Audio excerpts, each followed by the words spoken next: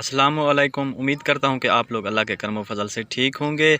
मेरे पास कुछ केले के छिलके मौजूद हैं और कुछ अंडों के खोल मौजूद हैं। इनसे जो है हम अपने पौधों के लिए ऑर्गेनिक खाद बनाते हैं और सीखते हैं कि किस तरह से खाद बनाई जाती है। आप लोग जब इनका रिज़ल्ट मिलेगा तो आप लोग ना ही केलों के छिलके फेंकेंगे और ना ही अंडों के खोल फेंकेंगे। तो आइए इस टॉपिक को लेकर बात को शुरू करते हैं। पहले जो है केलों के छिलकों के मैं छोटे छोटे बारीक पीसेस कर देता हूँ। अंडों के जो खोल हैं पहले इनको आपने पानी में धोना है। जब साफ़ हो जाएं तो आप लोग इन खोल को ये खुश्क करने के लिए आप धूप में सुखा दें। एक दिन सुखाने के बाद आप लोग अंडों के छिलकों को छोटे छोटे बारीक टुकड़ों में तकसीम कर दें। केलों के छिलकों को मैंने छोटे छोटे टुकड़ों में तकसीम कर दिया है। इन खोल को पहले तोड़ देते हैं छोटे छोटे टुकड़ों में। इस तरह से बारीक टुकड़े कर लेते हैं। बारीक टुकड़े करने के बाद फिर हम केले के छिलकों और इन खोल को इकट्ठा कर लेंगे। अब ये अंडे के छिलके बारीक हो गए हैं। 15-16 खोल आपके पास होने चाहिए। मेरे पास थोड़े थे, 6-7 थे।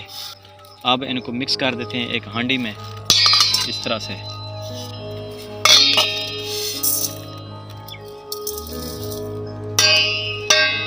एक लीटर और 1 पाव इसमें पानी डाल देते हैं। 3-4 केले के छिलके थे और 6-7 अंडों के खोल थे। तो 1.25 लीटर पानी में मैंने इसको मिक्स कर दिया है। आप लोग जानते हैं कि अंडों के खोल में कैल्शियम मौजूद होती है और केले के छिलकों में पोटाशियम मौजूद होती है। तो आप लोगों के इंडोर आउटडोर जितने भी पौधे हैं उनके लिए, मतलब बेल वाले पौधे हैं या बगैर बेल वाले पौधे हैं, उनके लिए पोटाशियम और कैल्शियम बहुत ही अहमियत रखती है। जब उनको हम ये खुराक देंगे तो हमारे पौधे जो है बहुत ही अच्छी तरह ग्रोथ करना शुरू कर देंगे। अब उस महलूल को उबाल लें। जब आपके पास 1 लीटर पानी बच जाए तो उस पानी को आप लोग इस्तेमाल करें। इस महलूल का पानी जो है वो चेंज हो रहा है और पानी उबल रहा है। अभी अब आधा घंटा गुजर चुका है तो ये हमारा महलूल जो है ये तैयार हो चुका है। अब जो है इसको हम ठंडा कर लेते हैं। ठंडा करने के बाद हम इसको छान लेते हैं। इस महलूल को आप ठंडा करने के लिए किसी जगह पर भी रख सकते हैं, छाँव में भी रख सकते हैं, पानी में देगची को भी रख सकते हैं जिस तरह मैंने रख दिया है। तो ये अब ठंडी हो रही है तो इसके बाद हम छान लेते हैं। अब हमारा महलूल जो है वो ठंडा हो चुका है तो इसको अब जो है जाली की मदद से हम छान लेते हैं।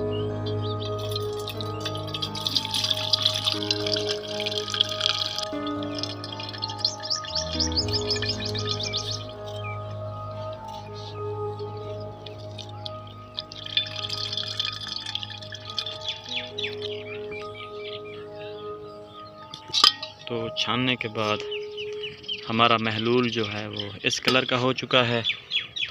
तो अब ये पौधों के लिए रेडी हो चुका है।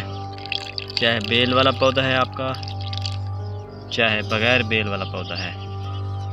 ये 1 कप इसका लेकर पौधों की जड़ में आप लोग दे दें। पौधे को अगर ज़रूरत हो पानी की तो आप लोग इसमें पानी भी मिक्स करके अप्लाई कर सकते हैं।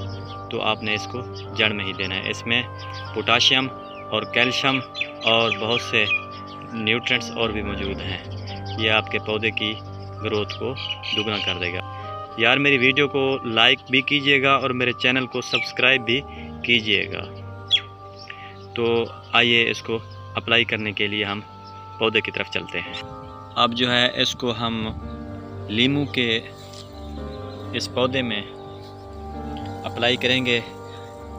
इसकी जड़ों के साथ साथ हम अप्लाई करेंगे इसको। ये हमारी बेहतरीन खाद है। तो इस तरीके से आपने इसको अप्लाई कर देना है।